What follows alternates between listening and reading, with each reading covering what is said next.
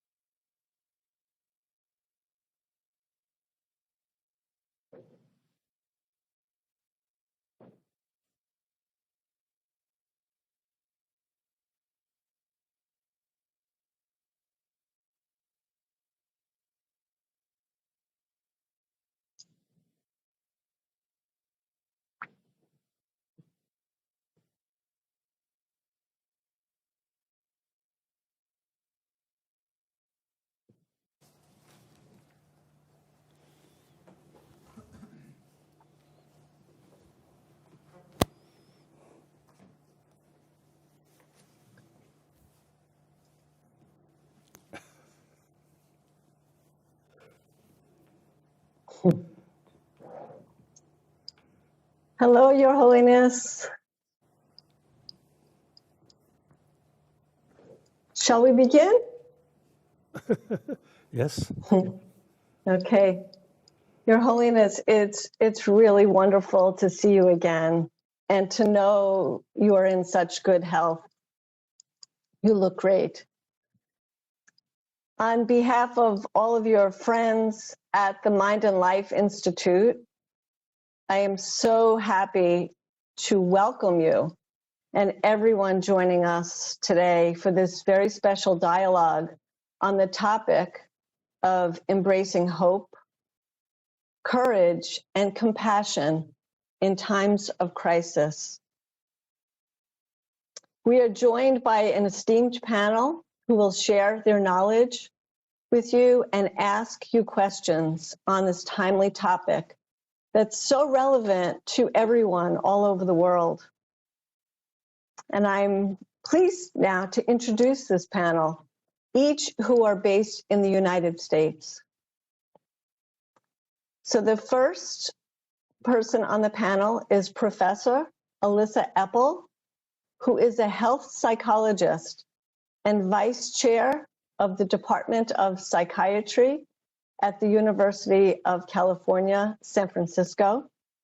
She studies how stress resilience and mental training can protect health and promote well-being. She is also studying how to transform distress about climate change to climate action. She also serves as co-chair of the Mind and Life Steering Council. The second person on our panel is Professor Michelle Chiota, who goes by the name Lonnie.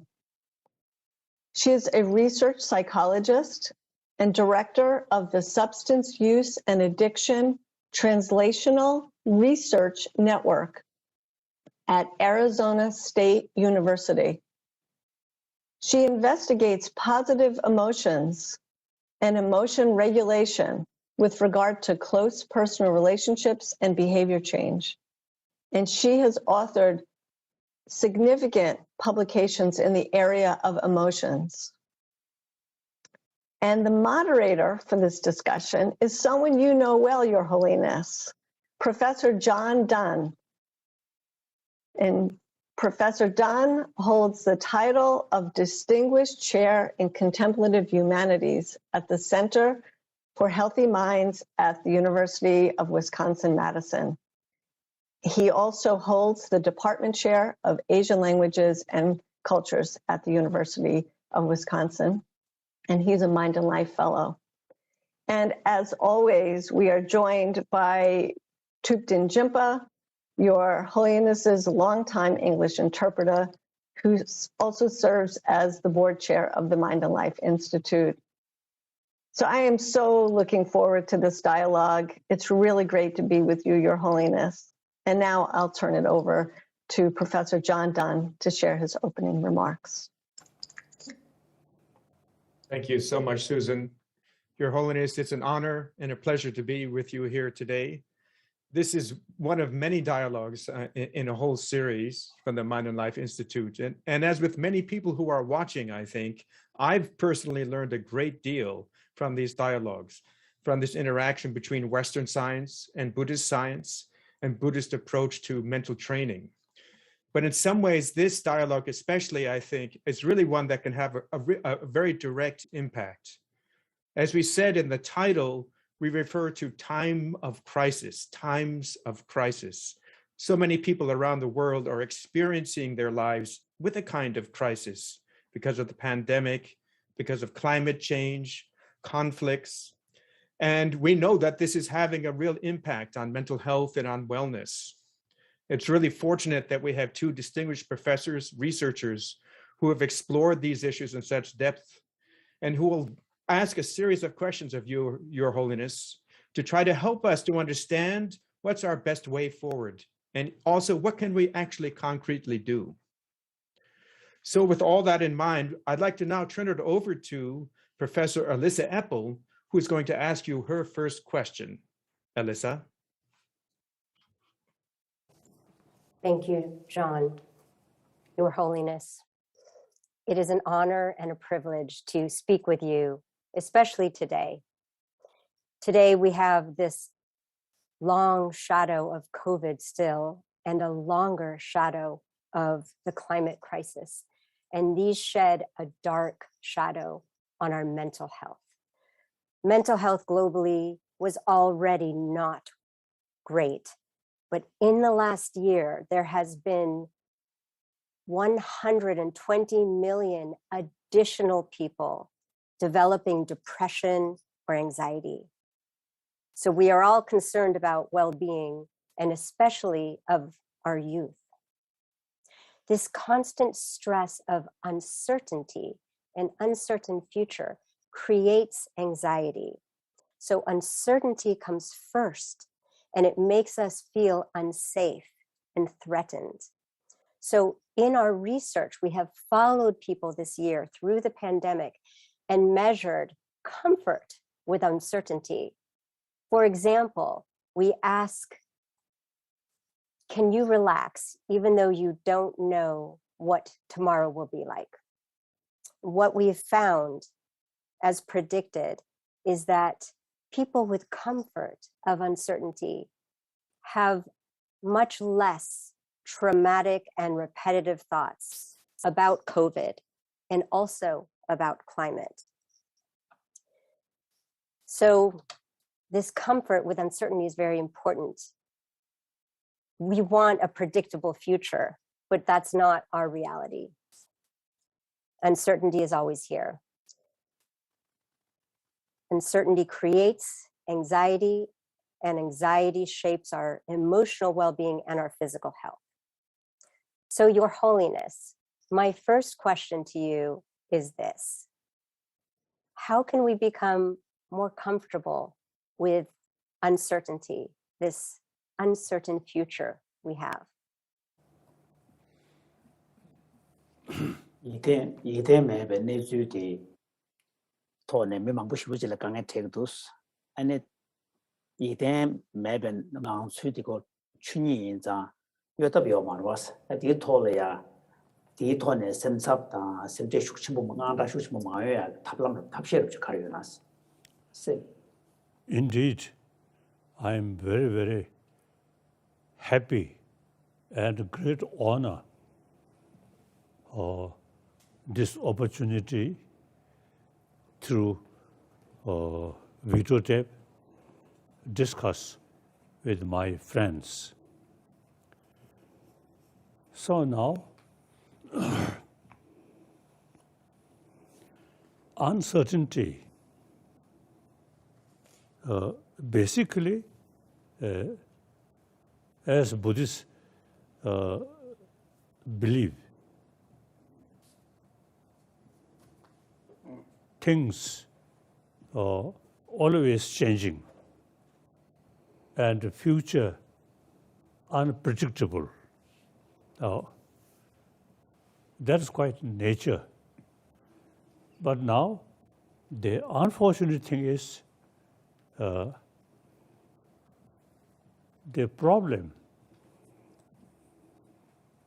which we are facing, some by nature,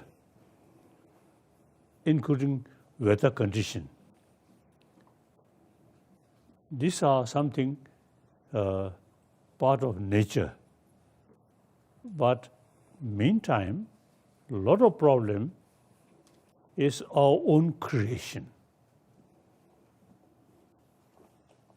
I think, frankly speaking, among so many different species of mammals, other mammal, even tiger, lion, these are meat eater, but without certain reason, they won't attack one another. But we human beings, because of our discontentment, and sometimes I think unnecessary suspicion, and mainly I feel due to narrow-minded. So a lot of problem which here on this world face last several centuries, and within this century,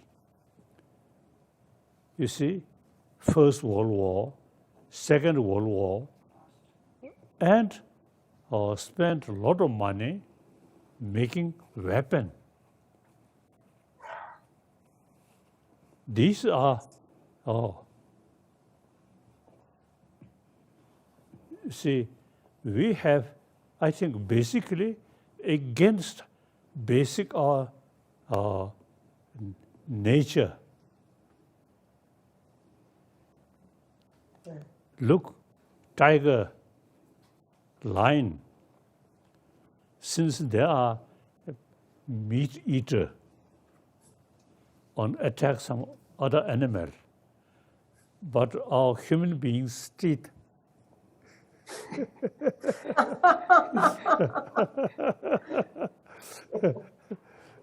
sometimes we can sort of bite fish. Otherwise, you see, basic human physical condition, physical nature is not that kind of tigers or these things.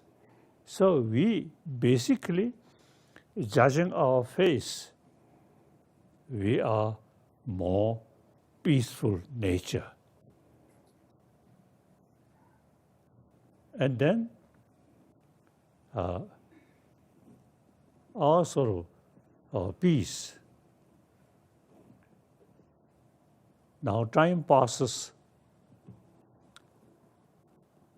use our intelligence, we can develop inner peace, stronger. That is the best way to keep one individual peaceful life. And community level, peaceful community. Now, furthermore, we human beings, we can really develop peaceful world. There's no question. Use basic human nature, more compassionate, and then wisdom, thinking, wider perspective. Then we really have the opportunity to create peaceful, happy world. Past is past. In the past, we too much thinking, my community, my nation. Now today, according to reality, we have to think about the world, about the humanity. I think this thinking, me personally also, very helpful after we become refugee, remain in this country. And of course, historically, we Tibetan and Indian, we have some special connection. Plus, India, peaceful,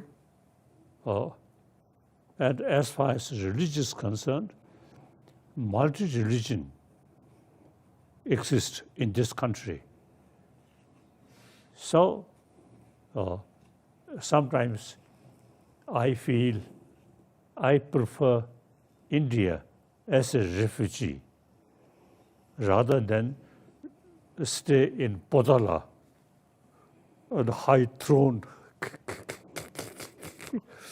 You see, some sort of way of life is unrealistic, too much official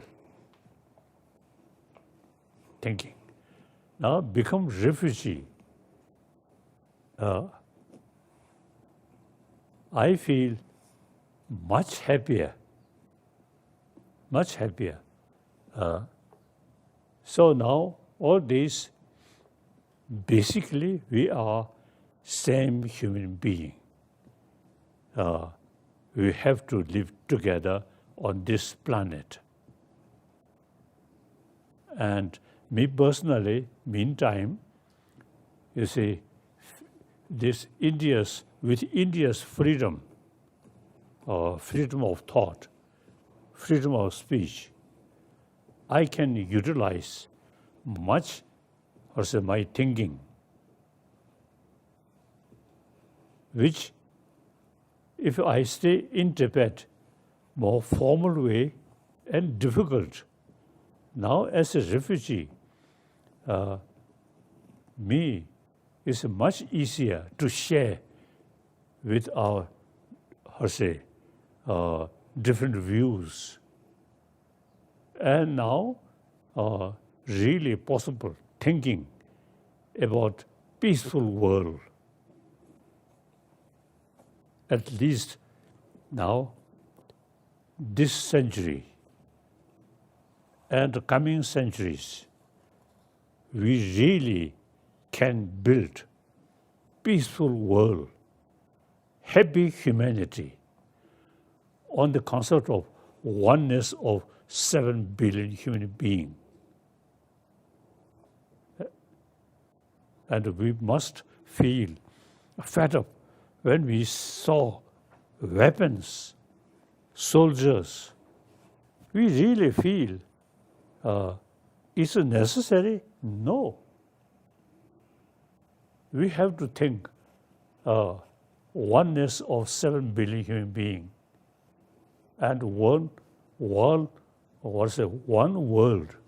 We have to live together. So now, I think now situation is such now we can really develop peaceful world with concept of oneness of 7 billion human beings. And thinking basic human emotion from birth, we are received maximum affection from our mother. So that's our life start. So if from the birth we remain like this, And then, you see, difficult to also change that. But our nature, more compassionate. Without that, the child cannot survive. Every human being, all come from childhood experience. So now, I think in the recent centuries, fightings, killing, these are, superficial thinking, not based on, the ultimate reality. So now, since things become, I think we humanity, compelled to think about reality and thinking one world. So,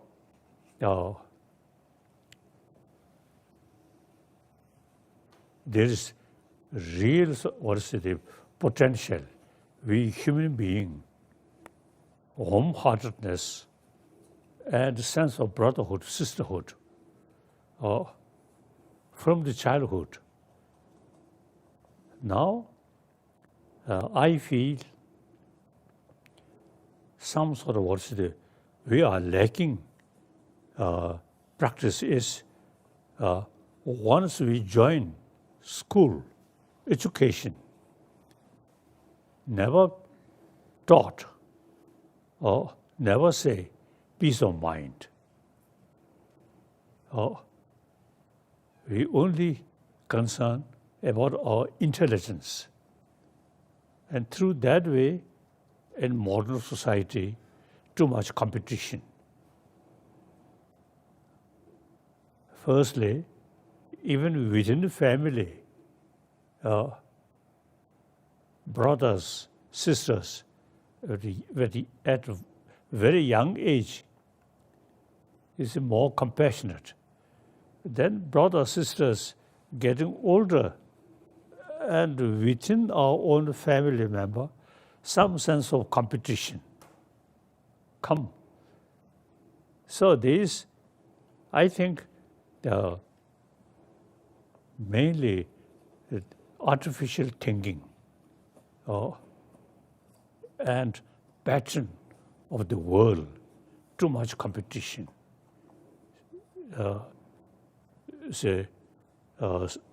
Their life with too much competition. You see, this not very nature of humanity, but a negative emotion, and due to lacking in our education. So education, now we should pay more attention about how to keep peaceful world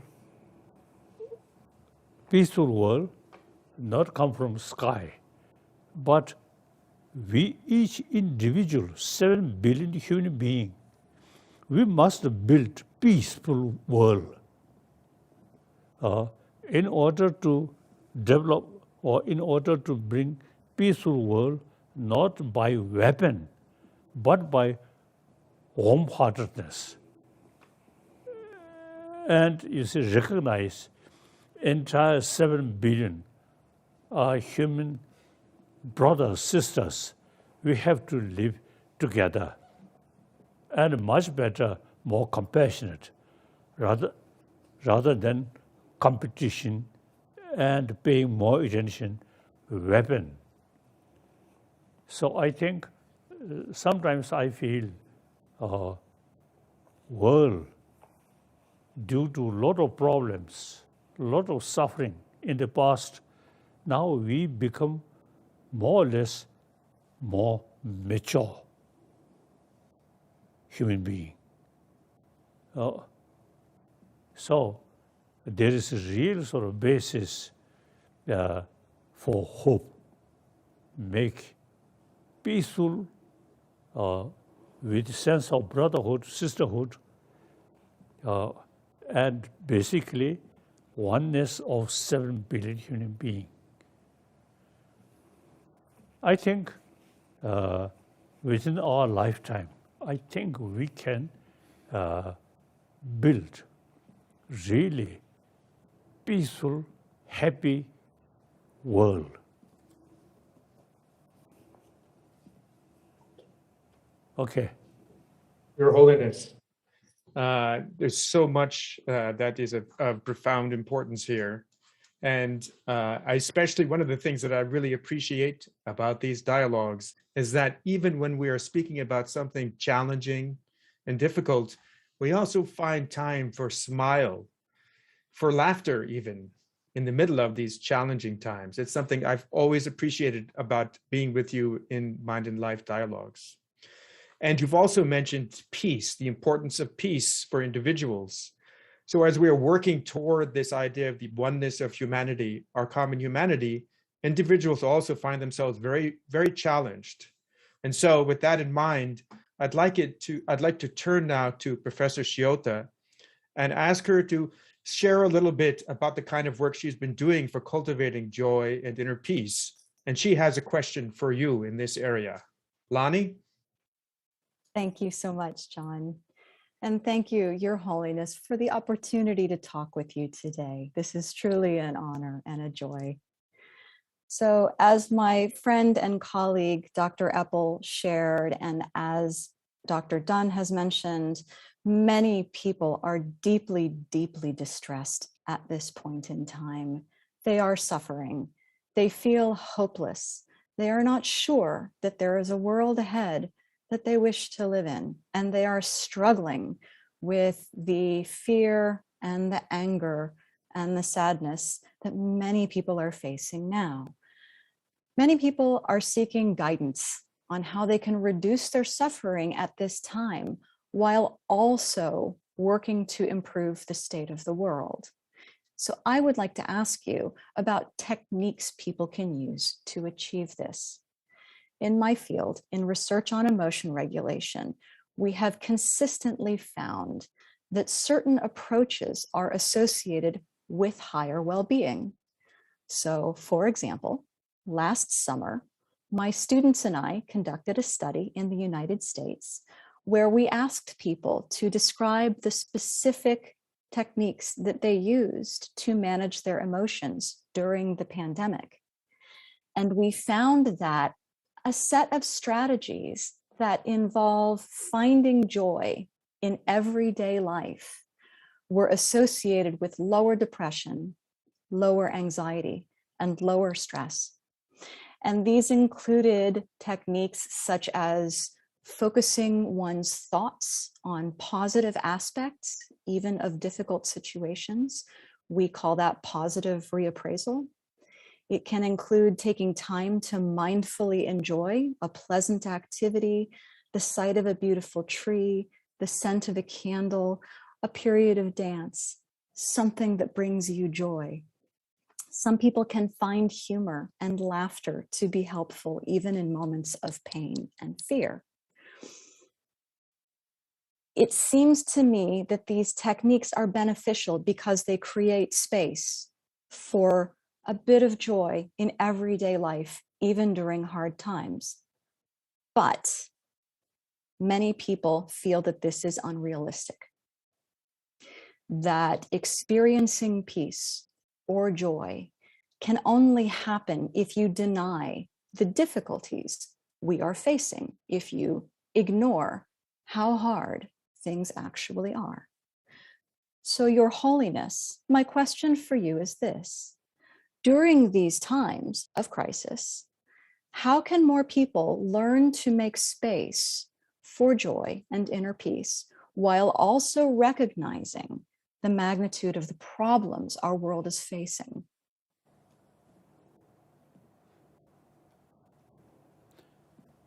Now, as I already mentioned, according to reality, the world becomes smaller and smaller. And on top of that, the climate condition, all these is force us think about oneness of one world, one humanity. Now, instead of competition or cheating, work together, because we have to live together. And you see, with sense of self-centered attitude and spent a lot of money for weapon and killing. That's, you see, in the past, you see, we people spent a lot of money for weapon, for military forces. Result, more suffering, more problem. So thinking this reality, then there is no other alternative. We have to live together without a weapon, helping each other. Now, for that reason, firstly, we really need anger, no use. Anger brings us fear. Fear brings and violence. So now we should pay more attention about our inner peace.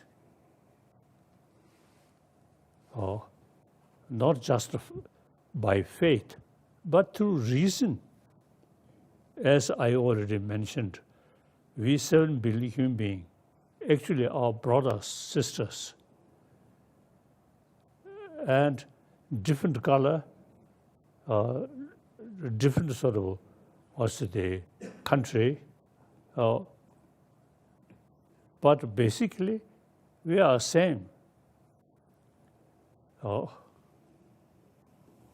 I think one simple reason, you see, there are a lot of marriage without thinking color or different sort of what's the races,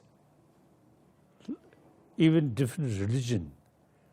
So this shows oneness of we human being. As I already mentioned, you see, after I came as a refugee, I really feel we are same. No special reason to worry since I lost my own country. But since we not seeking complete separation, we willing remain within the People's Republic of China. I am thinking more sort of universal thinking, not just we Tibetan. If we too much sort of emphasis or individual case, then within Tibetan, Kham, Amdo, Yuzhang, within their different sort of say, groups. So now we should feel enough, too much emphasis on individual group.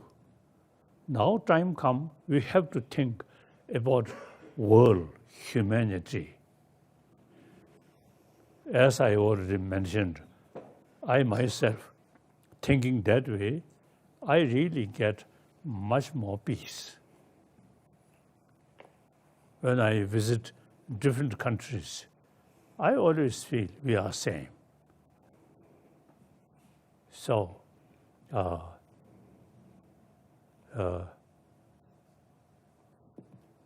that I think we really put more emphasis oneness of 7 billion human beings and one world we have to live together.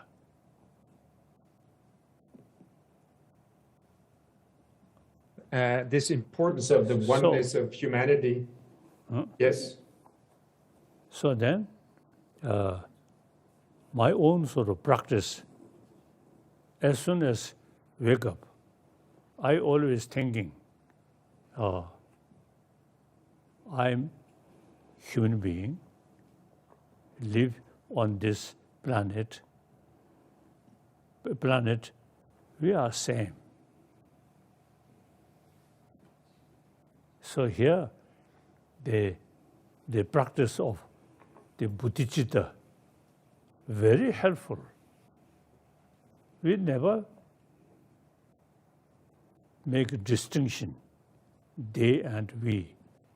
We always think entire sentient being and particularly entire human being. So thinking benefit of entire human being, more altruistic thinking. And now here, I think today's Jimala, I think, can translate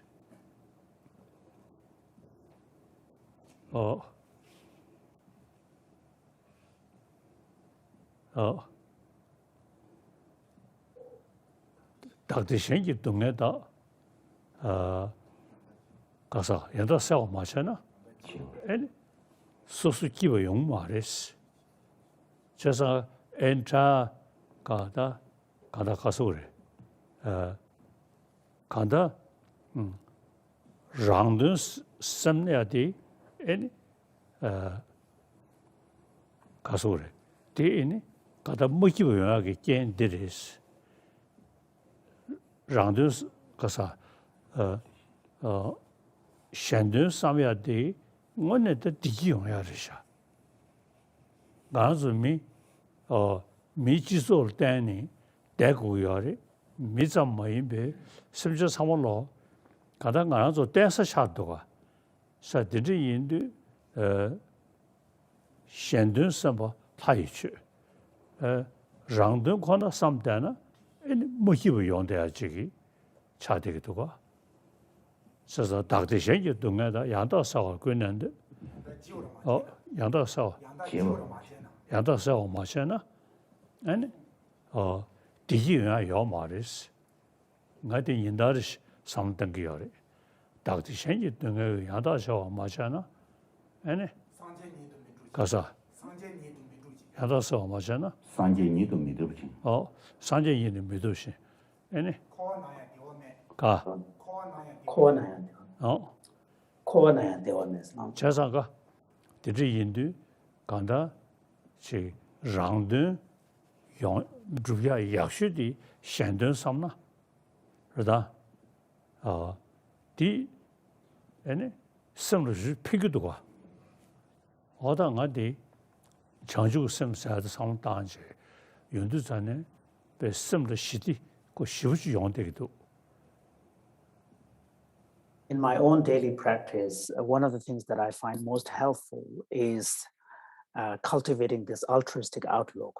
So every morning when I get up, I remind myself that I'm just one human being among many human beings. We're all the same.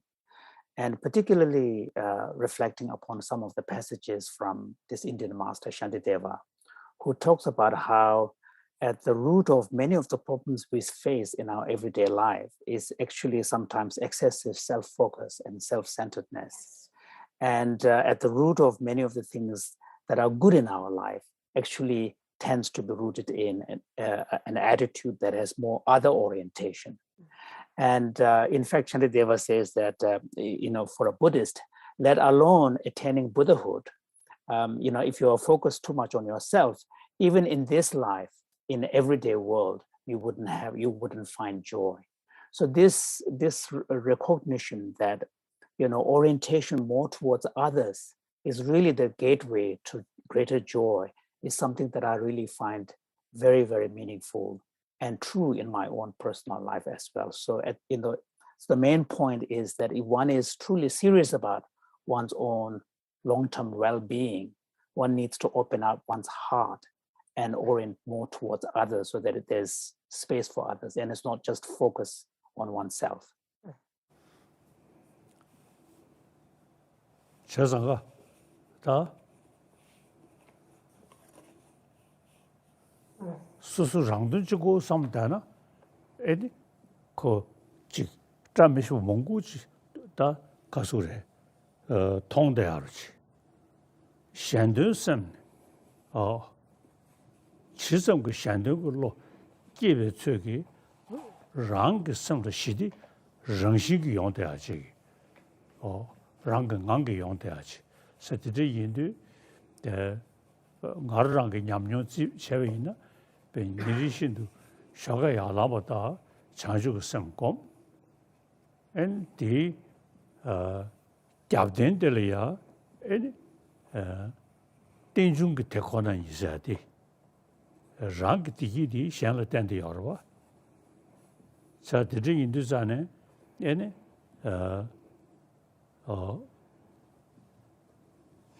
편수 뚜뚜 때에 따와서 디삼루지 코 인 데드 첩시 간다 랑게 때워디 엔 셴 때워주나 라이 때워야 그 편수 뚜뚜 전에 되되는지 서드리 인도 산제베 숑네 에네 땐지 뚜뚜 신셰대야 되기 알다데 디슈리 핑크도 개들랑게 천이 된요는 들러 꾸베 ngo부직비 칠 동니 ngo부직비 규주는 던지직비 디신 거예요. 강신 ngo부대다 남자는 뒤에 딱전 걸 수르도 내니 뭐이 디시직 된기 타냐자라 나버셔면서 뒤니 그 소식과 건식이 다다셔다 겨와지고 그래서 타냐더냐 지금 최 겨한 거 이번주 도스 상당히 전에 쉬우지도 와. 에네 가다한데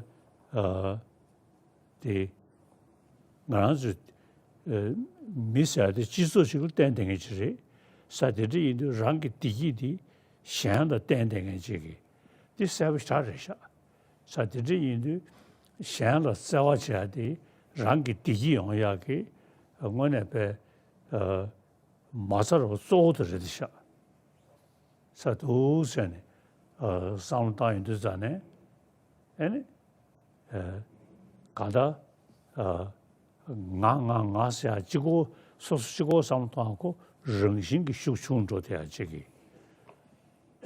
마겐섬제 탐제스네 디그 시우지다 반도 용도가 어떤지 So 자주고 섬 고면성에디 somebody 샹든 somebody 용야디 랑든 주야 약슈디 자주고 섬 고면하셔 So, in fact, if you sort of dig deeper into the psychology of self-orientation versus orientation towards others, we will come to recognize that often underlying many of the fear and stress and also suspicion that we hold tends to be actually too much excessively focused around self. So when we invest too much of ourselves into a situation, we tend to see things in a disproportionate way. So on the other hand, if we are able to open up our heart a little bit and be more orienting towards others, in fact, the fact that we make that choice opens up a space for courage in us. And we also tend to be more relaxed. So this is one of the reasons why there's an emphasis in Buddhist tradition on cultivating more altruistic orientation of the mind. And we call it bodhicitta, awakening mind, altruistic awakening mind. And this is a practice I do in the morning. And so as a Buddhist, then we combine this practice of cultivation of the, altruistic orientation by grounding it in a more philosophical worldview. which incorporates the appreciation of interconnectedness and interdependence. The fact that even in reality, from the point of view of understanding reality, if we are able to appreciate that our own well-being is not just independent, discrete reality, it is intertwined with the well-being of others. And if we are able to appreciate that kind of deep interconnectedness, interdependence, then we will also learn to take joy in other people's well-being as well. Because, when we help other people, in the process, we also help ourselves. So and here at the deeper philosophical level, of course, the Buddhist view of interdependence is rooted in the Madhyamaka philosophy of emptiness, which actually rejects any notion of objective independent reality. Everything is interconnected, everything is relational. And here, His Holiness cited key passages from the 7th century Chandrakirti's text, Entering the Middle Way, where he really goes through argument by argument, demonstrating how the idea of an objective independent reality out there is untenable, by demonstrating consequences for this position. So the main point is, if we are able to adopt this kind of view, then we have a much more kind of expansive view of reality, where our perception of the self and other relationship is much more constructive and also closer to reality, one could argue. And even if someone is very interested in pursuing one's own personal well-being, the smarter strategy is to actually, pay attention to and care more about others. Because there's a saying that by focusing on others' well-being, achievement of your own well-being comes as a byproduct. It's not something that you have to deliberately seek out. So those are things which really help, because if you contemplate on them, if you try to embody them, if you try to cultivate them in your own mind, it really makes a difference. 인가 인다르시 자주섬 탑지산에 자주섬 다신냠지도 조 상다 다디 갑된이야 개들한게 생이 땡겨나 텔럽구르 고부지비실 동이 고부지비 교교는 된지비 되신거예요. 건신 고부되다 남자나 tin이 딱제 뭐를 추르도 나님이 티시직된게 타냐다라 나버 재매자 ten이 그 수습고 건시게 다다전에 겨워르면 뭐 저기 타냐더냐 그러면 최이 겨한 거 이거죠. 다디 슈데 고부 동보 소녀 라서 뭐 솔로더나 맞아 봐야면 지더되는 소녀 소동의 시버대에 나머 제주도 티신 고부 담저 동나야 돈이 다르도 겨wan주로서 다디도 상무스타인 되잖아요. 지금 셰단스야디 지금 그게 밑에 자서로 직배 랑서로 상무 등도가 다디 디식이 구도가 시우지 판도도 아니 자사가 한다 아더 쉽게 나라야 그래서 가 르르르원 지신도 띠무꾼을 내주디 대신 연모 탐자 이제 띠무 좀be 좀번줄 댄신 저번 중앙과 통는 띠무 중민줄 대신 배바고 이제 땀도 통만 예버셔스 제한테 띵중그 대코는 이 상담단에 디치도 나다 최선의 시부지기 지금 장세벌을 써버려 된저게 상로대 그 가다 탑지찬에 자주고 생활 상담단 시르고 산에 동리그 상담단 띵중그 대코는 이 상담단데 시부지 팽크도 생려야. So in my own personal practice, when I focus on cultivating the altruistic orientation that I spoke of, bodhicitta, I tend to use more the Shantideva approach of equalizing and exchanging self and others. And as I mentioned before, it's really powerful. And then as a sort of a rationale and support for this, we need philosophical grounding and dependent origination that I spoke about. And here, one of the key ideas is the recognition that the notion of an objective independent existing out there is untenable. So, and finding a way in which you actually, Chandrakirti talks about how, having recognized that objective independent existence is untenable, yet at the same time, we should not slide into nihilism by saying nothing matters, nothing exists. So we need to be able to find a robust conception of reality, which is relational. And in some ways, it's like almost like a sort of an illusion-like character where things seems to be have an objective existence, but actually they do not. And their existence can only be spoken in terms of relationality or interdependence. And this kind of view is actually, I personally find it very helpful because, you know, what it does is in some sense, it sort of undermines our assumptions about, you know, separateness. For example, like us and them, we and you, kind of, you know, you and me. And all of these assumptions are underpinned by kind of a belief in some kind of real separability, which is grounded in objective facts of the world. But when you bring this kind of philosophical perspective, as well as the more ethical side of, you know, altruistic cultivation, then really this very strong attachment and clinging to me, I, and us tends to sort of dissolve.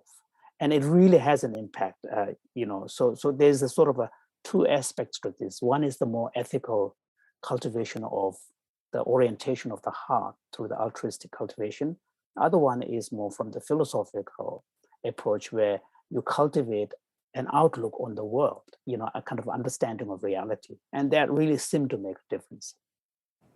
Your Holiness, I was wondering if we might, this is such an excellent point to transition to another question that we have for you, which I think is in many ways related to this, the insight of the interdependence of our lives and the way in which altruism, not being self-focused, can actually help us is very powerful. But sometimes people get caught in a state of feeling hopeless, of feeling like there's no future for themselves. And so with that in mind, I'd like to turn it over to Professor Eppel again and ask her to ask our third question. Alyssa? Thank you, John. This is so rich. I study longevity and telomeres, and I work with Nobel laureate Elizabeth Blackburn, who you've met. And it's just such exciting science to understand how the mind shapes our health and our aging. And we now know that loving kindness meditation is stabilizing telomeres. It's very good for our aging. But I just can't talk about longevity today. We have to talk about the Earth's health, which we are completely dependent upon. So a new survey came out, the first survey ever of youth across the world, 10 countries. And they were asked, how are you feeling about your outlook about the world and the climate crisis? And we just must look at these numbers together. 75% of young people, teens and young adults, feel the future is frightening. 75%, this is an overwhelming result. The researchers were devastated by their findings. 56%, more than half of these 10,000 youth feel that humanity is doomed. Now we know that hope is, and hopeful action is our lifeline. It's so important. So, Your Holiness, my question is this: how can we continue to adopt a positive outlook and maintain hope today with this, so many worried about the future of our planet?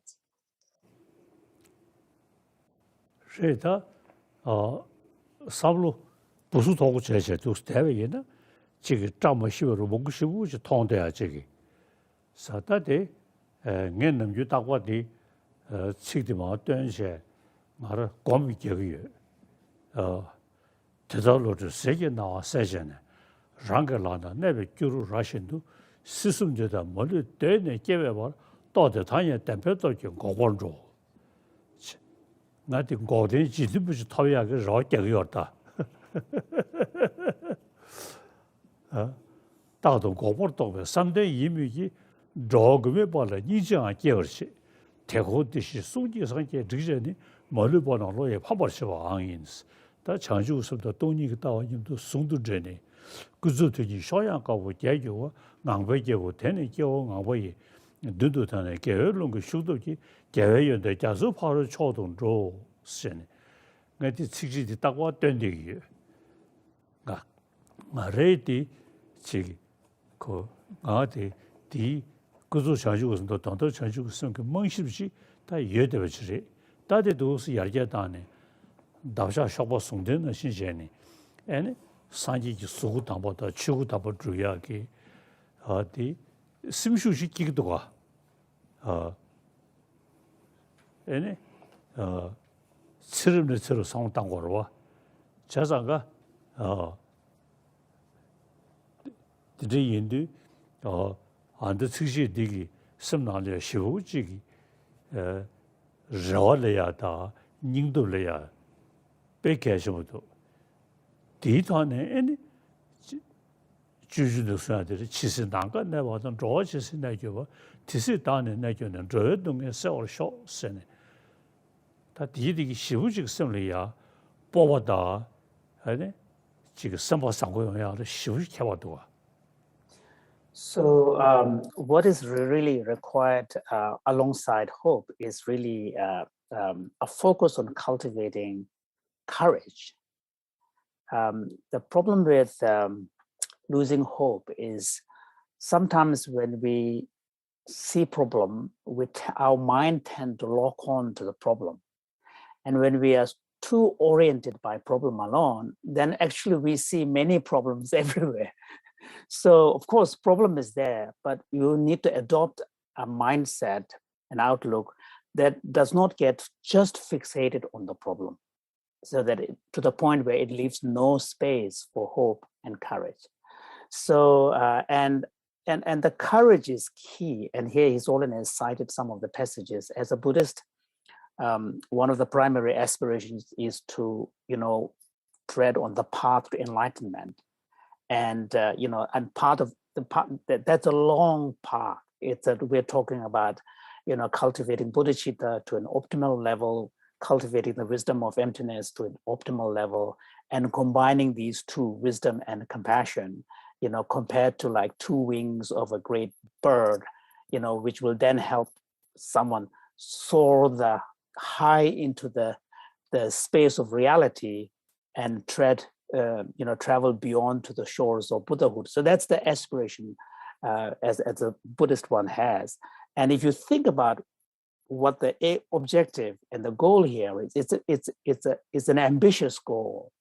But by recognizing that the basis for all of this is found in me, right here, and I can do it, I can cultivate it, and also recognizing some of the progress that you make already along the path, it gives you more hope and more courage and more confidence.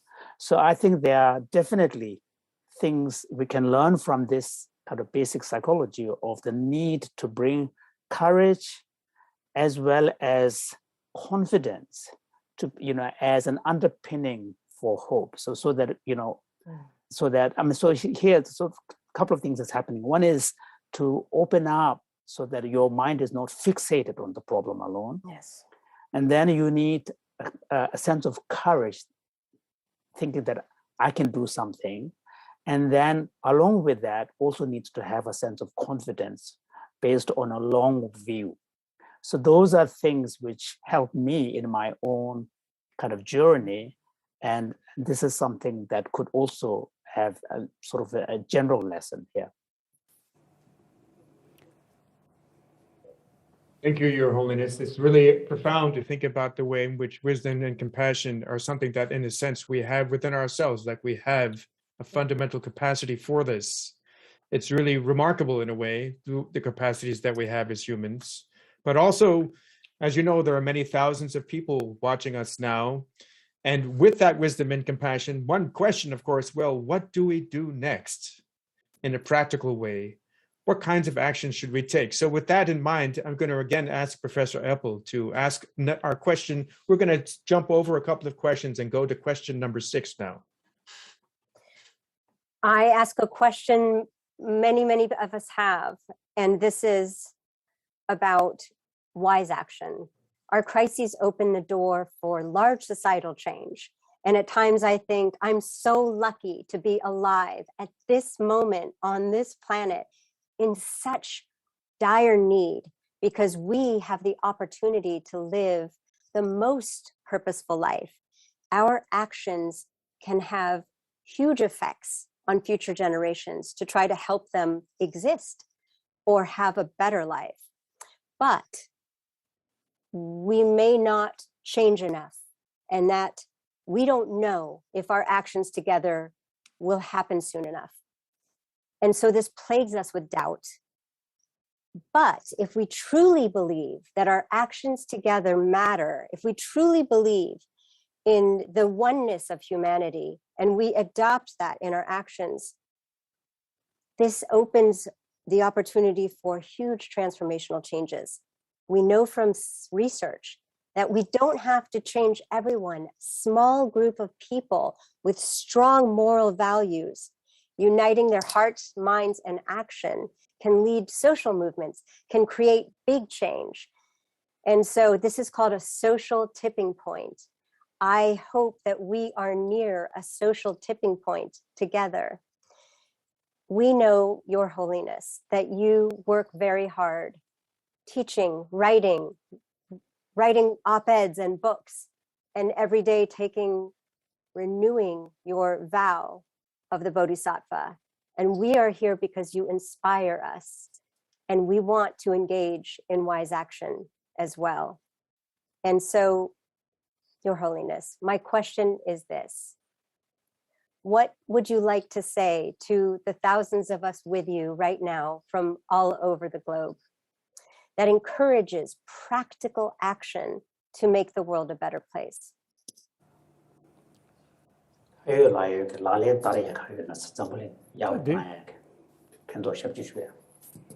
ngade nyindarish ando juju labjin juju da juju chig dawange samdan de dagde shenji dunga da yada jawar mashana ene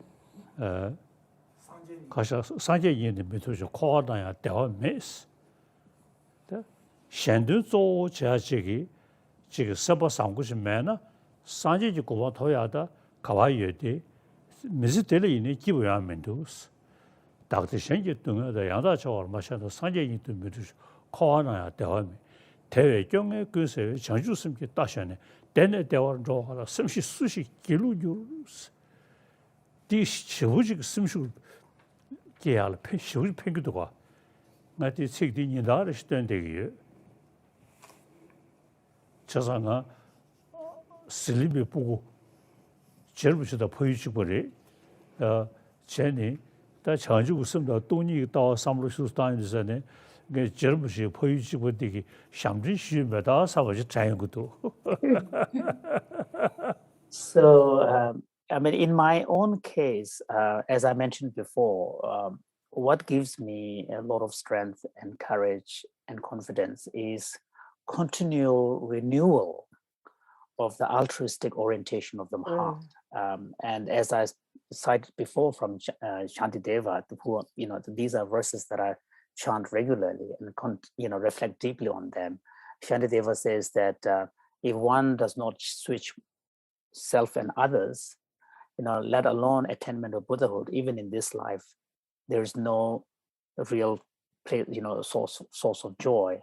Therefore, what wise person, intelligent person wouldn't embark on a journey where one is able to move from a place of joy to joy by mounting this horse of altruistic intention. So for me personally, contemplating on these verses, thinking about them, renewing my altruistic orientation really helps. So what we need is on the part of each individual, some way of finding that kind of renewal of their intention, their courage, and their confidence. And for me, of course, a large part of that comes from sources like the Shantideva's text and contemplation on the teaching on philosophy of emptiness. So this union of method and wisdom.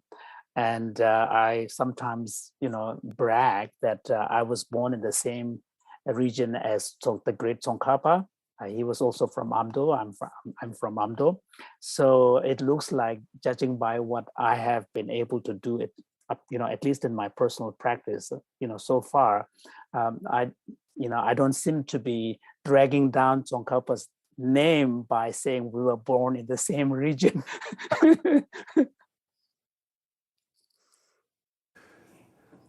Well, thank you, Your Holiness. It's certainly powerful to invoke the name of Jay Rinpoche when we're talking about wisdom and compassion. No question about it.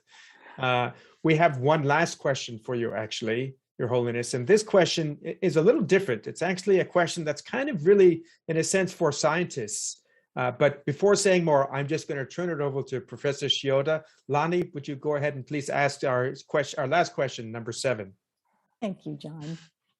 So, Your Holiness, during an early Mind and Life event many years ago, psychology researchers asked for your advice on what they should study. Your response was that they should do research on mental training, on how it affects the mind and the brain. Your advice has led to a great deal of research on mindfulness and compassion practices, giving rise to a large body of what is today called contemplative science. Your Holiness, my question for you is, how would you answer this question now, in 2021? What do you think those of us who study the mind and behavior, psychologists, neuroscientists, and clinical scientists, should be studying next? Rita, and Samkham Ripati, Takaranga, Kongen Shebada, Yilu, Yijinam Shichani. Tan the Chanju Sunda Tony Tawas Letu, Yilu, Yilukan Tukuyorba, Kongen Sheba Marbata. Chasangada, Kongen Shebe, Chilu Nizu Tong de Ardi, tell Taking Chani, Samria, Godu Soya Didi, Yilutene Yukuyorba. Da Chasanga, the Kanda, Sem Joya di, Yilu Namsha di Yago Shivache. Sata Delia, and the Chenribu, Leve Chenribu did in Yamdolanga Kistos, Yondeg Yori. Sata and the Kongen Shiva Mayimbe, Yilu Dodandi, Lebadan Draw Countries Yeteme, or Dendrigitane, any da Kandachi Leve Yuotane, or Samcom Ripin Yuodra, the Kawridi, Yene Ongushivada, Yi Namshik Dodan to Teddy, Leve change with the Dinam Kuduche, Jenny, da Kanda change were Samcom Ripin call, or Tona Young at the Teddy. Da Samcom Ripin call ya, any Tonachi Yunduzane, da Chir Sanjevich, Yangu, other Nalende, da Kawanzu, or Kashure. She looms on gives to a Mayimba. Rigbelam that was Dr. Shani.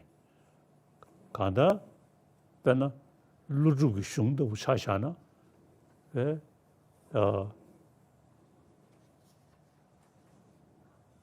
almost all share with Sambe, the Zun all, Ribu Kore, Drub the Bashmato, Lungi Druji, Shiraminduka. And the Chumden de Lungdin, go London Shani, Kapacha Guadende, Yonde to go. So Ribu so then they are chiggy. That day, she Samcom Ribu the Jenny, those as a Samtal, then they Pandotu.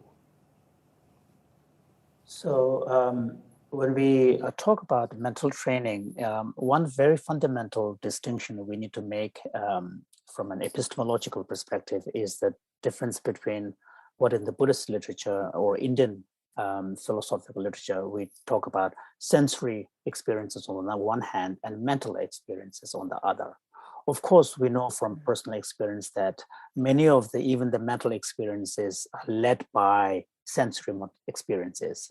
The things that we see, hear, and come into contact, then they give rise to sensations and feelings and thoughts and emotions and so on.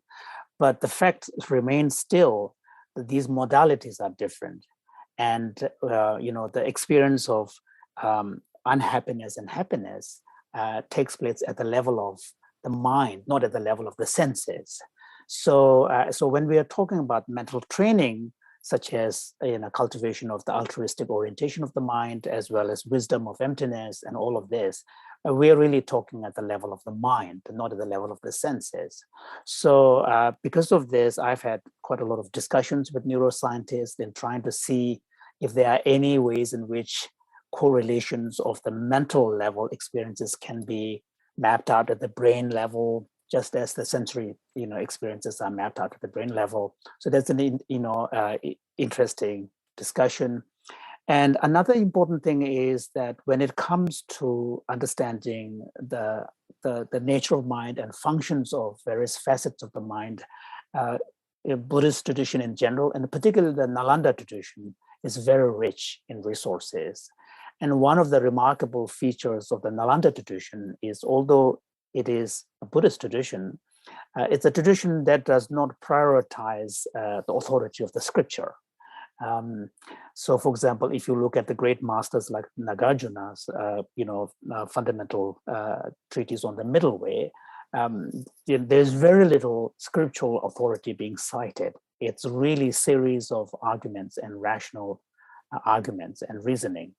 And in fact, in some cases, masters like Nagarjuna would interpret a literal meaning of go beyond the literal meaning of a particular statement attributed to the Buddha, and just not accept it at the face value, so the reason is prioritized.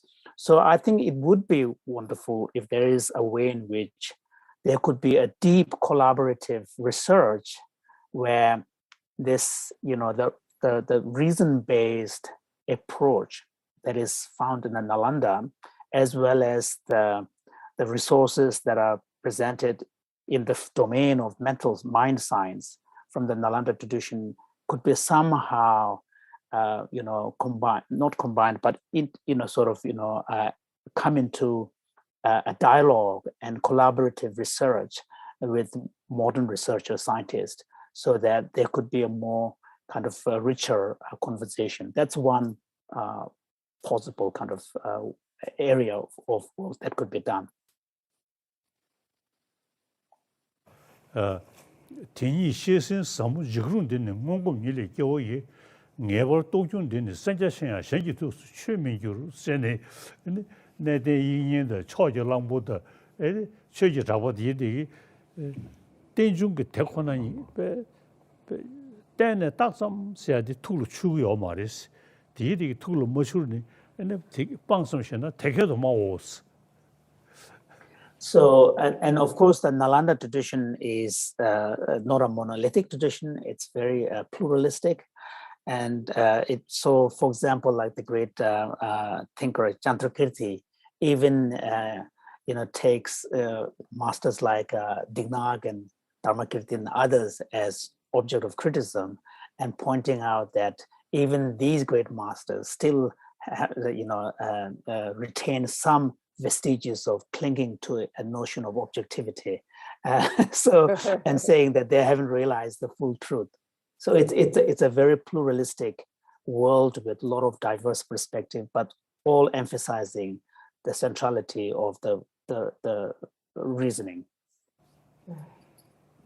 So that's a time Kudulia, Shezumbe Shesin, Lunge Tambina, and Kudur Mishamu Piche, the Kusha Chorwa. A nation, and a seminar, ene chabo mo chung se adi chayin kuduwa. Holiness was saying that this said, this statement about the centrality of reasoning, but in actual practice, in the monastic debating courtyards, when someone is sitting down, another person is, opening a line of attack or a questioning, and then when the person cites an authority of a scripture, a great master's statement, there's a difference, at least accorded by taking the hat off. so in practice, it doesn't happen completely all the time. Yeah.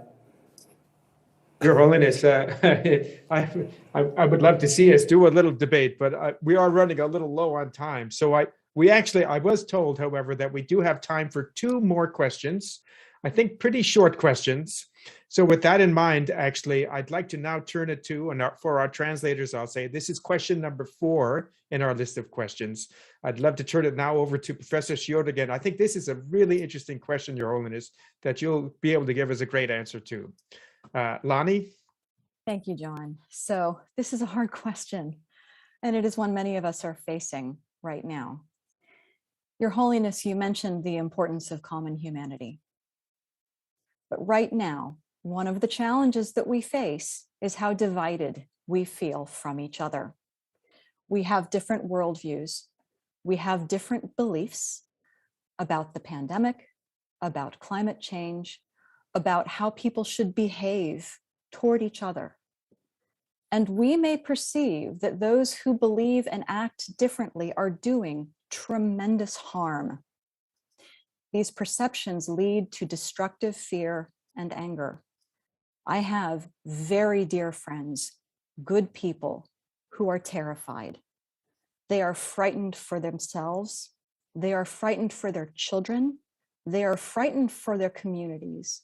They are frightened for humanity and for our future, and they are angry. They want to argue and fight with people who disagree with them, and they want to try to convince those others that they are wrong. Research in my field of social psychology shows that this does not work. It never works. If anything, arguing with people, trying to convince them that you are right and they are wrong, usually pushes them to even more extreme beliefs than they initially held. So, Your Holiness, I have a 2-part question for you. First, by what mental process or technique can we generate compassion, loving kindness, and a feeling of one humanity toward those people we believe are causing damage in the world? And second, how can we talk with those people in a way that will be constructive rather than destructive? Dida anda zamuli di kaliya chegi kasore. Mikyang tundun che eni mikdu kora chegi semki shiti kola shake shegi yamar bata. Chasanga anzo anda tagi mashke shung samchu.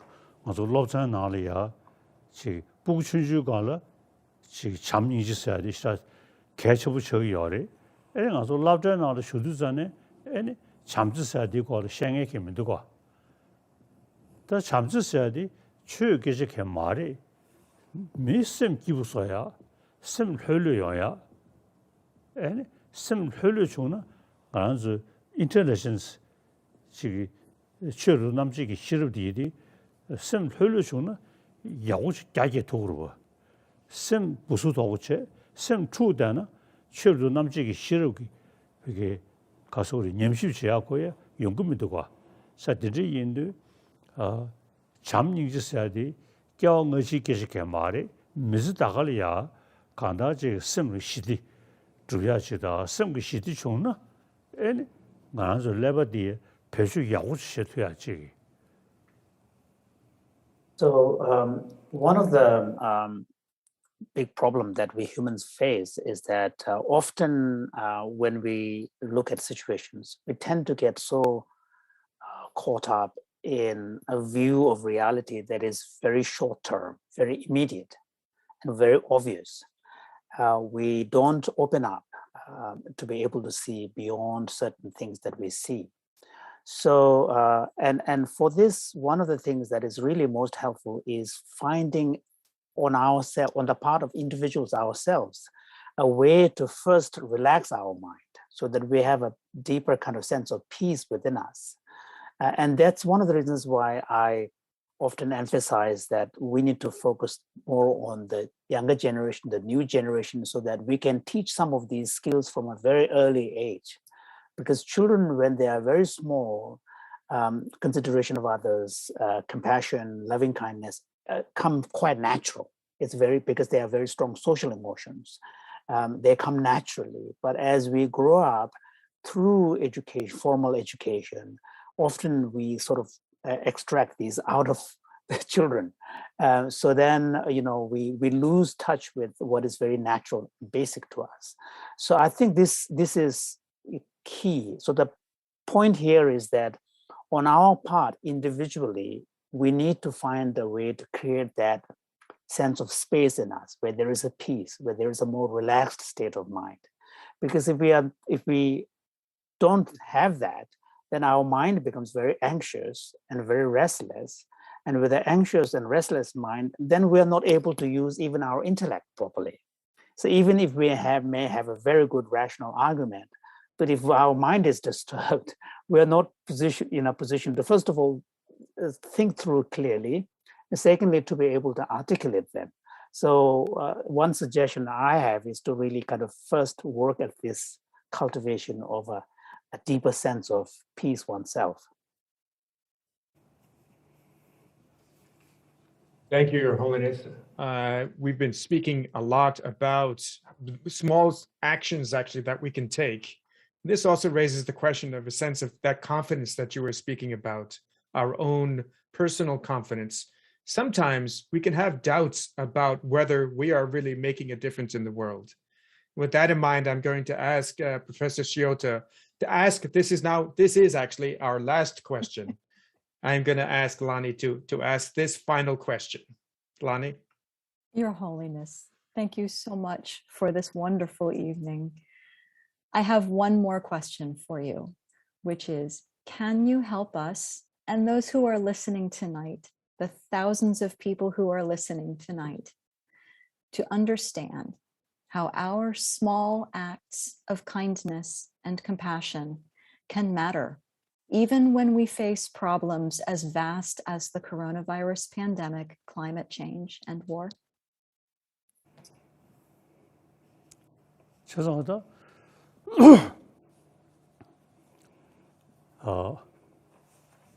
지금 선거 상부셔는 지금 강의 체배 그들이 그 동련시하되 숙체 시도로 지금 선거 공조셔야 돼. 암자십시 대비는 지 경의 체배에는 심 shum되지 마도 영향을 두고 서다 간다 만주 밀리아 추루도 남지기 싫어야지 예배 인도산에 대영화래야 심 시디디 쉬우지 개셔 버리셔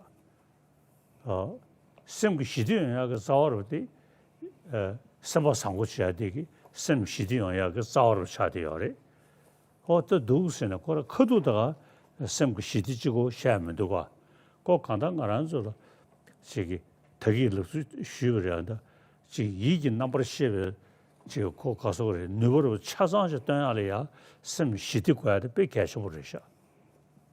So, as I mentioned earlier, I mean, one of the most important things on the part of us as individuals is to really focus on, as much as possible, trying to bring more compassion as part of our everyday intention. Because if we are able to bring compassion as part of our intention, and then it also creates more courage in us, and also we're in a better position to even deal with challenges and difficulties because there is a greater courage. Whereas if we give in to fear, anxiety, and so on, then,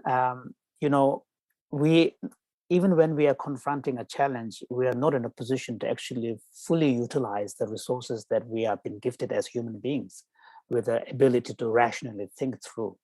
So what this suggests is that even for us to exercise our rational faculty, some degree of a settled mind, a peace of mind, is needed. And there is nothing more powerful than cultivating a more compassionate intention as a way of creating that, the peace. Because it's difficult to say that there is this thing that you can do to have that kind of intention. It's a sort of a, it needs a more broader approach, the way you see the world, the way you see yourself, the way in which you view your relationship with us, the way in which you view others. And in this kind of more broad-based approach, then things will change. So it's difficult to say you can do this as if there is only one thing. Okay.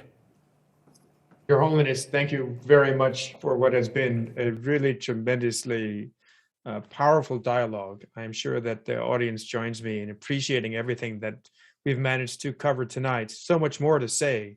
But now we'd like to ask our two scientists to share a few final thoughts that will focus actually on their own views of concrete action. And I'd like to begin with Professor Eppel. Alyssa? Thank you, John. We see the importance of joy and of finding both inner joy and noticing the good things that are around, right? So that the news brings us to think that people have terrible behavior during COVID. And the fact is, the most common behavior is kindness, is helping others. We just don't find that on the news. So we have been so inspired by the documentary of Mission Joy, showing His Holiness with his friend Archbishop Tutu. And what you see and hear is tremendous, lives of tremendous purpose despite adversity, laughter. And so with Peggy Callahan, the documentary group, documentarian, and a group of researchers, we've created a platform to study joy, to give people practices so they can find the subtle joy in each day, doing an act of kindness, gratitude, noticing nature, the beauty and wonder. And so we would love people to try it, and we will learn from it. And our biggest goal is just to spread joy. So this can be found on the Mind and Life website. Thank you very much, Alyssa. And finally, Professor Shiota, Lani, will you share your final thoughts? Absolutely. Thanks, John. I got 3 things. Thing 1, make room for joy. And joy is restorative. It is not passive. It is not my well-being alone that matters. Taking time to savor what is good in life builds our strength and reminds us there is actually something worth fighting for. This is the opposite of despair. Number 2, go do something. Go make yourself useful. Constructive action aimed at improving the situation, even if it is small, local action, has the double benefit, as His Holiness shared with us earlier, of making a difference in the world and also helping us to feel okay.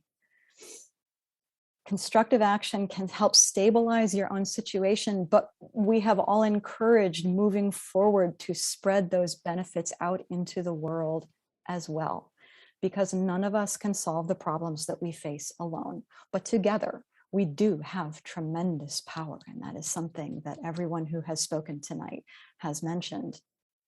Number 3, our common humanity is everything. I am a social psychologist. We are dark, cynical people who study everything is wrong with human beings. And one thing we have learned is that every human atrocity begins with dehumanizing the other. This is a slippery slope. If you do not understand the perspective of people that you disagree with, go learn about it. Try to find out and understand where they are coming from, how their experience and worldview differ from your own, and listen rather than trying to convince. If we all make an effort to do that, maybe we will be able to find common ground and get through this together. Thank you so much, Lonnie. Your Holiness, it has been really a very rich dialogue filled with many gems. One of them, actually, that really struck me right at the beginning was simply your observation that, in a certain way, we are the ones who have created our problems. But also, then, the message that was an equally profound and important message is we also have the capacity to overcome them. In a certain way, the challenges we face actually are also opportunities. And the message here that Lonnie has also just expressed, and also Alyssa as well, is a message that you emphasize so much, which is the importance of our common humanity, the oneness of our humanity. And realizing that as individuals, from what you have told us tonight, rests so importantly on the combination of wisdom and compassion, of seeing clearly and also connecting with others. That sense of our own capacity is something that I hope all of us are fills all of us with hope. And that as we go on from tonight, that we will feel really energized and filled with hope, but also filled with the confidence that together we can really do something that will lead to that long view that you mentioned, Your Holiness, where we will eventually overcome these challenges and create even a better world. So thank you very much, Your Holiness, for spending this time with us. And now for our final remarks, I will turn it over to the President of Mind and Life, my friend, Susan Bauer-Wu. Susan. Thank you so much, John. Deep appreciation, Your Holiness, for spending all this time with us and for sharing your wisdom.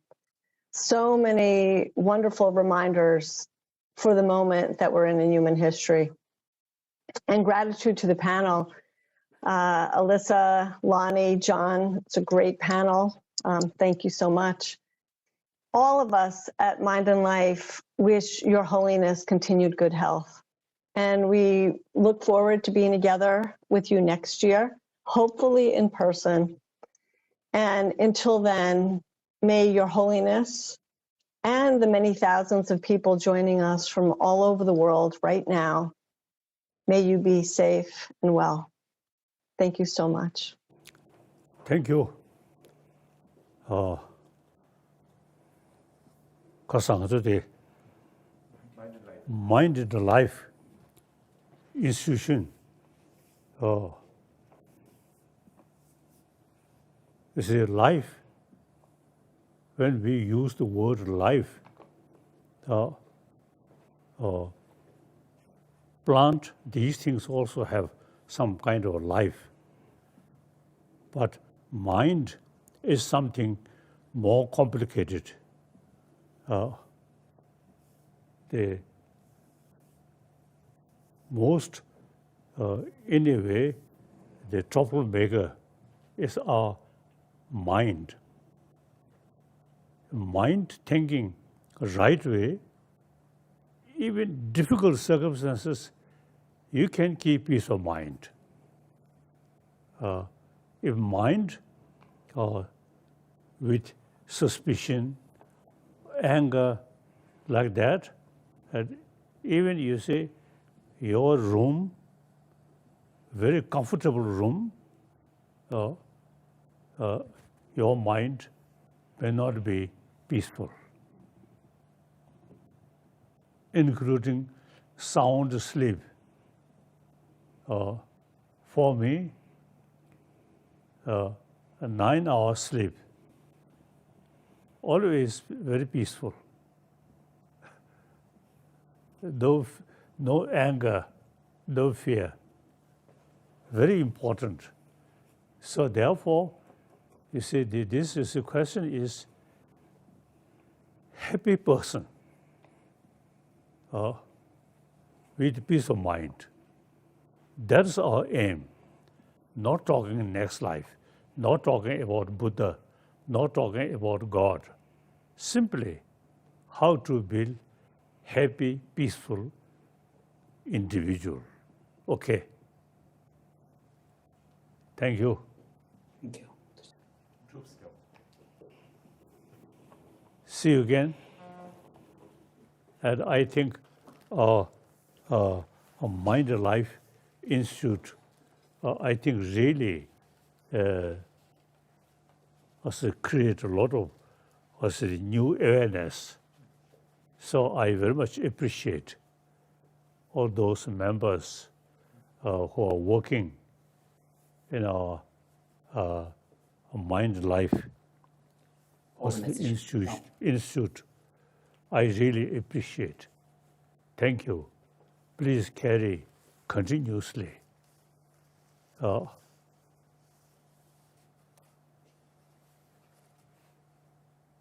So obviously, as I mentioned earlier, previously always look external thing.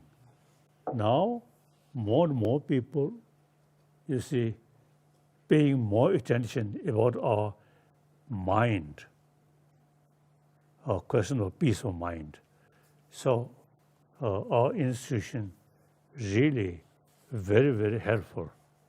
Thank you very much. And the future, occasionally we will get a meeting. So till next meeting come, each day, each night should practice peace of mind, compassionate mind, so that, you see, each night, each day, be happy. Okay, thank you.